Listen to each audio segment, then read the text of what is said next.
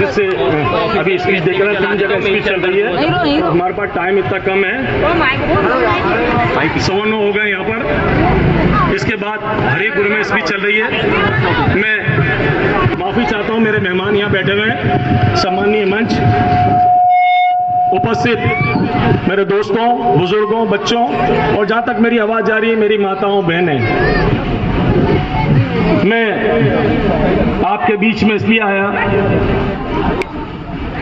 कि हमने बुरहानपुर में, मेरे पूर्व वक्ताओं ने बताया होगा कि बुरहानपुर में जिस हिसाब से पॉपुलेशन के हिसाब से यहाँ पर वोट है, हमने कांग्रेस से मदद मांगी, इल्तिजा की, कोशिश की, बार बार गए, दिल्ली तक गए तो मांगा कि किसी अल्पसंख्यक को टिकट दे दें, लेकिन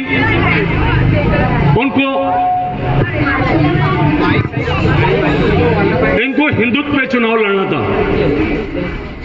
और मध्य प्रदेश में 60 से 70 लाख मुस्लिम होने के बाद उन्होंने सिर्फ 2 टिकट दिए। ऐसा नहीं है कि मैं उसमें गया था, मैं भोपाल नहीं गया, आपके यहाँ के पार्षद और ऐसे 23 पार्षद दूसरे बुरहानपुर कर मिलकर, पूर्व विधायक, ये सब जब भोपाल पहुंचे और भोपाल पहुंचने के बाद जो हमारे मध्य प्रदेश के प्रभारी थे सुरजावाला, उससे मिलने की कोशिश की। उसने टाइम दिया था कि आ जाए बुरहानपुर से आप। जब बंदा यहाँ से 350 किलोमीटर वहां पहुंचकर बात करने के लिए गया तो 2 घंटे तक बाहर बिठा के रखा, कमरे में अकेले बैठा रहा।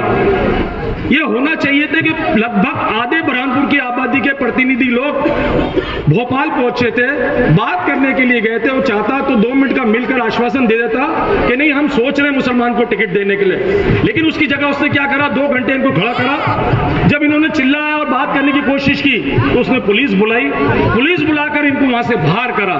ये जब मजबूर होकर बुरहानपुर में आए और मीटिंग ली, उस मीटिंग में मेरे को भी बुलाया, जबकि मैं जाने वाला नहीं था। मैं मीटिंग में गया और मीटिंग में जाने के बाद देखा इतने नर्वस हो गए थे तो मुझे एहसास हुआ कि जिस तरीके से मुसलमानों के साथ इन्होंने बदसलूकी की, उसके साथ इन बच्चों को मैंने तैयार करा। मैंने कहा आप लोग हिम्मत मत हारें, आप में से ही किसी को खड़ा कर लें। तो इन्होंने उबैद शेख और वाजिद इकबाल का नाम तय करा। ये आज मैं आपको हकीकत बताने यहाँ आया हूँ, हो सकता है आपको बात मालूम ना हो। जब उन दोनों ने 2 का नाम तय करा तो मैंने बोला जो 2 नाम तय हो रहे हैं इनमें से जो भी रहेगा मैं इनके साथ में खड़ा रहूंगा मंच पे। और मैं संगठन का महामंत्री हूं। आज जिले के अंदर सबसे बड़ा पद अध्यक्ष के बाद अगर कोई है वो संगठन महामंत्री का पद मेरे पास है। मैंने बोला मैं आपके साथ मंच पे खड़ा रहूंगा। उन दोनों ने तय करने के बाद अगली मीटिंग ली तो उबैद और वाजिद खड़े हो गए कि नहीं तुम हमारे बड़े भाई हो, तुम चुनाव लड़ना पड़ेगा। मैंने बोला मैं तो तुम लोगों को समझाने आया कि तुम लोग खड़े रहो, मैं आऊंगा। तो ये बादशाह जो खड़े हुए थे, इन्होंने एक वादा कुछ पार्षदों ने इसमें तय करा कि आप निर्दलीय चुनाव लड़ें। मैंने उनको समझाया, आज आपको बता रहा हूं मैंने निर्दलीय का सिंबल छोटा रहता है, वक्ता भी नहीं मिल पाएंगे, इसलिए तय करा कि एमआईएम से कोई भी चुनाव लड़े। तो उन्होंने आखिरी में सब उन्हें तय करने के बाद बोला कि आप एमआईएम से चुनाव लड़ें। तो मैं एमआईएम का चुनाव टिकट लेने जब औरंगाबाद गया, मैंने कोई ऐसा महान काम नहीं करा, आपके सामने आज सफाई देने आया हूं मैंने किसी का इतना बड़ा काम नहीं करा, लेकिन जिस दिन औरंगाबाद से निकलने के बाद बुरहानपुर में कदम रखा तो अल्लाह ने इतनी इज्जत दी कि 15 से 20 हजार लोग आकर मेरे स्वागत के लिए वहां खड़े रहे।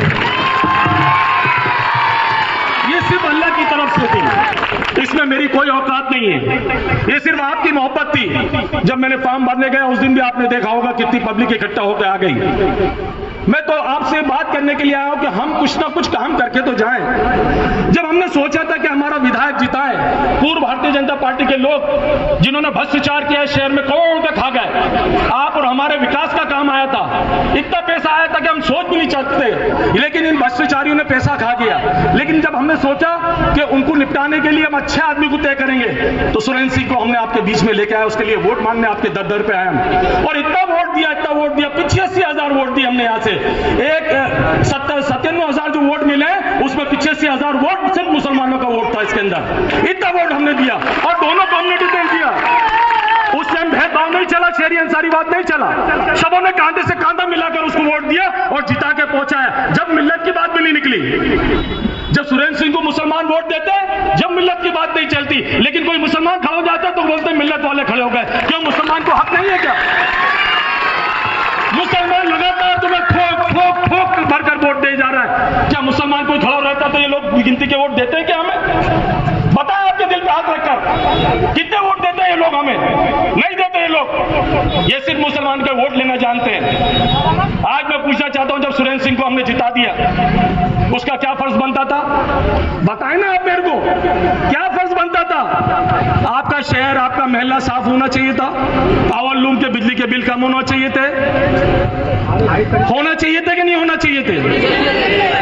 क्या आपके वार्ड में काम करा उसने?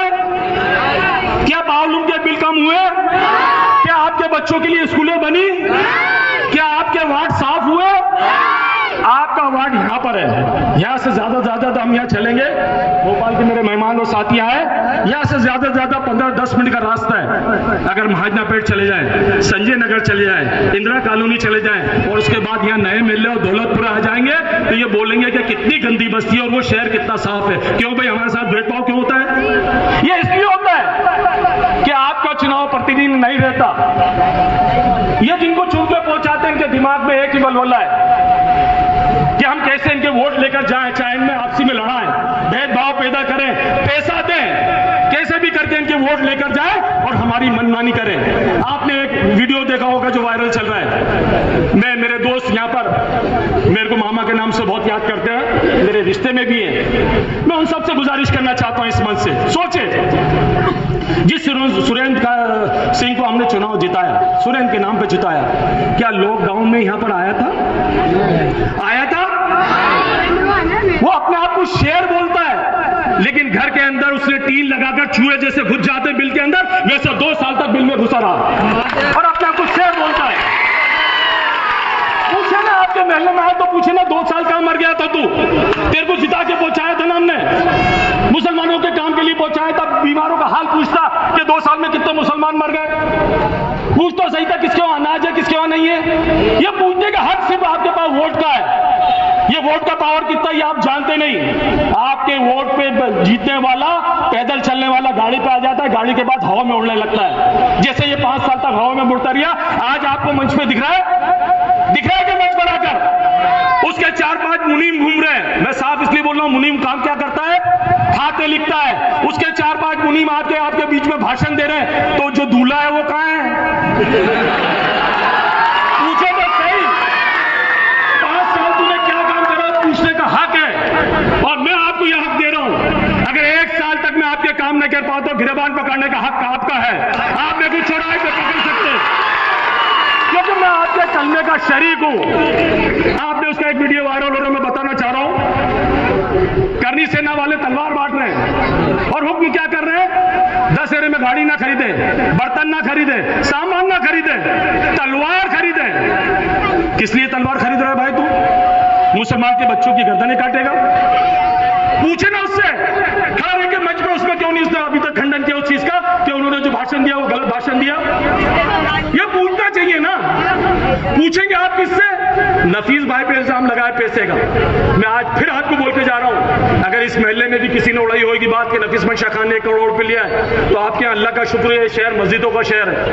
उसको पकड़ के ले जाना मस्जिद के अंदर, बोलना हमारे सामने वजू कर, 2 रकात नफिल की नियत कर और दुआ मांग कि अगर नफीस मंशा खान ने चुनाव में 1 करोड़ रुपए लिया है तो अल्लाह उसको नेस्त नाबूद तबाह बर्बाद कर दे। और नहीं तो जो बदनाम कर रहा है, जो बदनाम कर रहा है, अल्लाह उसको नेस्त नाबूद तबाह बर्बाद कर दे।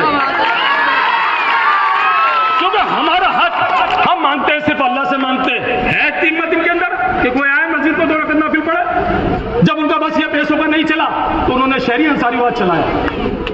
अरे बेवकूफों, इनको मैंने समझाया कि बेवकूफों तुम्हें कब मालूम नहीं है, बरहानपुर में बैठा हुआ नफीस मंशा खान या कोई भी बच्चा और फिलिस्तीन में बैठा हुआ कोई बच्चा ला इलाहा इल्लल्लाह पढ़ लेता है ना, तो एक दूसरे के भाई बन जाते हैं।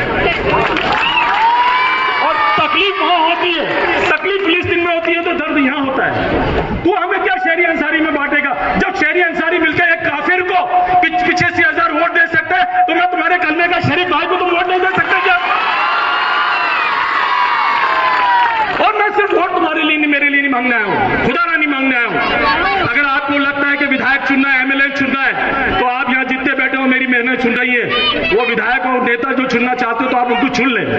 और अगर आपको आपका बेटा और आपका भाई चुनना है तो मैं सामने आपके खड़ा हूं। बेटे के हिसाब से चुना है, भाई के हिसाब से चुना सुने, मेरे को नेता बनने का शौक नहीं है। नेता बनने के लोग बात क्या हवाएं उड़ाते हैं मेरे को मालूम है अच्छी तरीके से।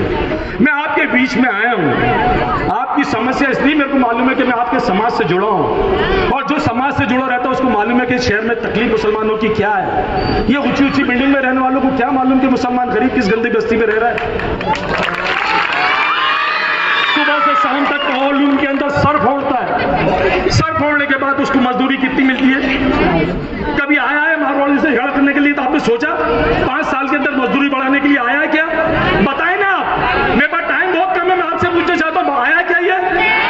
वॉल्यूम की बिजली कम, जो बिजली के बिल कम कराने के लिए आया क्या?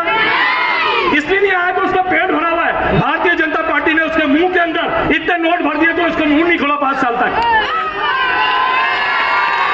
मैं हकीकत इसलिए बयान करना हूं आपके बीच में कि वक्त बहुत कम है। अगर आप ये 3 दिन आखिरी के ये माहौल खराब करने की कोशिश करेंगे, मैं आपसे गुजारिश करना चाहता हूं किसी नेता के चक्कर में झगड़ा मत मोल लेना, झगड़ा मत मोल लेना। ये जितने नेता हैं चुनाव 17 तारीख के बाद एक थाली में बैठ के खाना खाएंगे, और झगड़ा कौन करेगा? हमसे मुस्लिम वार्डों में चलता है झगड़ा, हिंदू वार्डों में नहीं होता। वो चैन से सोते हैं और हिंदू मुस्लिम वार्डों में रात भर जाग के चुनाव करते हैं। एक चीज तो ये है। दूसरी बात मेरी सुने, वो आखिरी के 3 दिन में वर्कर रखेंगे। मजदूरी का नाम उन्होंने वर्कर दिया है। 500 रुपए ज्यादा से ज्यादा औकात हमारी क्या समझी उन्होंने? 300 रुपए 500 रुपए, ये हमारी औकात बना के रखी उन्होंने कि हम 500 रुपए दे देंगे। 3 दिन में कितने मिलेंगे आपको? 1500 रुपए। और 5 साल के दिन कितने होते हैं? 1800। ये 1500 रुपए कितने दिन चल जाएंगे आपको? 1 दिन, 2 दिन, 1 हफ्ता, 1 महीना, कितने दिन चलेंगे बोलो ना? 2 दिन चलेंगे ना, बाकी 1800 दिन क्या होगा? वही सर फोड़ के मजदूरी करके काम करना पड़ेगा ना। तो आप सुने मेरी बात को, अगर खुदा ना खास्ता आपका किसी से झगड़ा होता है और आप थाने पे जाते हैं, थाने पे जाने के बाद आपकी दाढ़ी देखते और मुस्लिम समझते तो बेटा बैठ गया, क्या शब्द बोल सकते हैं? मैं माई से नहीं बोलता, आप जानते ना अच्छी तरीके से। लेकिन मैं चैलेंज देके जाता हूं अधिकारियों को, अगर किसी भी अधिकारी ने मेरे जीतने के बाद किसी के भी साथ उंगली उठा के बात करी, अरे तुरंत से भी बात करी, तो मैं रहूंगा और उसको मैं देखूंगा। आपका वो पैसा जो आपको खिलाने वाले केस के अंदर 5-5, 10-10 हजार आपके यहाँ के दलाल छूटे हुए हैं, हर वार्ड के दलाल छूटे हुए हैं। वो जाके पहले तय कर ले कि 10-15 हजार की बात होती है, 5000 वहां खिलाता है, 10 हजार आपकी जेब में रख लेता है। इंशाल्लाह मेरा जीतने के बाद आपका 10 से 15 हजार में बच जाएगा। अगर अस्पताल के अंदर वापस आती है, अल्लाह आपकी सबकी हिफाजत फरमाए, तंदुरुस्ती अता फरमाए। अल्लाह खुदा ना खास्ता कोई बीमार पड़ जाता है तो आप अस्पताल जाते हो तो पहले ही बोल देते कि ये करना है वो करना है, और हजारों रुपए आपसे वसूल कर लेते। अगर आपका भाई और बच्चा जीत के गया तो इंशाल्लाह उनके बाप की ताकत नहीं है कि वो बुरहानपुर में किसी वसूल से पैसा वसूल लें। एक बात और बोल के जाना चाहता हूं, जो सुरेंद्र सिंह के लिए यहां काम कर रहे हैं, वो जिस दिन रैली निकल रहा था उससे पूछे, अल्लाह ने जबान दी है, मुसलमान पूछने की ताकत रखता है। हर वक्त में 1400 साल का हमारा इतिहास है कि किसी से पूछने का हक मुसलमान को दिया गया है। तो कम से कम उससे पूछे तो सही कि जब तू रैली लेके निकल रहा था, तेरे जो बच्चे जर्सी पहने थे उसमें तूने ब्रह्मपुर क्यों लिख के रखा था? पूछे तो सही। अरे इनके बाप दादा मसान से जिंदा होकर भी आ जाएंगे तो बुरहानपुर का नाम बुरहानपुर चेंज नहीं कर सकते। ये वलियों का शहर है और वली के नाम से बुरहानपुर आबाद है, बुरहानुद्दीन औलिया के नाम से बुरहानपुर आबाद है। और इंशाल्लाह जब तक है आबाद हम लोग क़यामत तक बुरहानपुर रहेगा। लेकिन हम पूछने की ताकत नहीं रखते, हम तो एक दूसरे के लिए लड़ते हैं, हम एक दूसरे को चिंदी का सांप बना देते हैं। पूछने का हक रखो ना। नफीस मंशा खान से जैसा पूछ रहा, मैं तो तुम्हारा भाई हूं। जो गैर आता उससे भी पूछो कि तूने ऐसा क्या करा 5 साल के अंदर। मैं जाते जाते आपसे गुजारिश करना चाहता हूं, मैं भाइयों बच्चों से बेटियों से नहीं मिल पाया, अगर आपसे एक गुजारिश है, मैं अकेला 5, 10, 100 से मिलूंगा। लेकिन अगर आप जहां जितने लोग खड़े हैं, अगर सब नफीस मंशा खान चुनाव बनकर लड़ेंगे तो इंशाल्लाह दुनिया की कोई ताकत नहीं है कि हमें यहां से हरा दे। सोचे मेरी बात को 5 मिनट, सिर्फ 5 मिनट घर जाके सोचना कि मैं, हमारे लोग यहाँ बैठे हैं, बुजुर्ग लोग बैठे हैं, हमें जिस चीज में बांटना चाहते हैं उनकी ताकत नहीं कि इंशाल्लाह हमें बांट देंगे।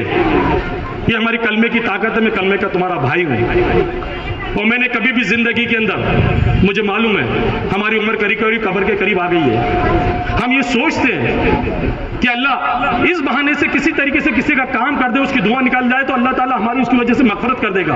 इसलिए ऐसे खड़ा हुआ है और ये दर्द है कि हमारी कौम के अंदर कितनी तकलीफ है। अगर उसके बाद भी तुम्हें लगता है कि तुम्हारी कौम का आदमी उठकर तुम्हारे बीच में आया है और ये काम नहीं करेगा तो मत देना वोट मेरे को, लेकिन तुम्हें लगता है कि नहीं हर जगह ये खड़ा होगा और अपनी कौम के लिए बात कर सकता है, तो हर चीज भूल कर मेरे को सिर्फ आखिरी के 3 दिन दे, आखिरी के 3 दिन, 1800 दिन मैं आपके लिए खड़े रहूंगा चौराहे पर। जब भी आपकी जरूरत पड़ी, आपकी तकलीफ पड़े, मैं याद कर लेना। मुझे आपकी खुशी में भले मत बुलाना, लेकिन इंशाअल्लाह अगर आपका दुख दर्द दिया तो ये नफीस मंशा खान आपके दर पे खड़ा हो रहेगा, आपकी तकलीफ दूर करने के लिए खड़ा रहेगा। मैं जाते जाते गुजारिश करना चाहता हूं, मेरा सिंबल पतंग है। असद साहब 14 तारीख को इंशाल्लाह इस शहर में आ रहे हैं। पठान साहब और हमारे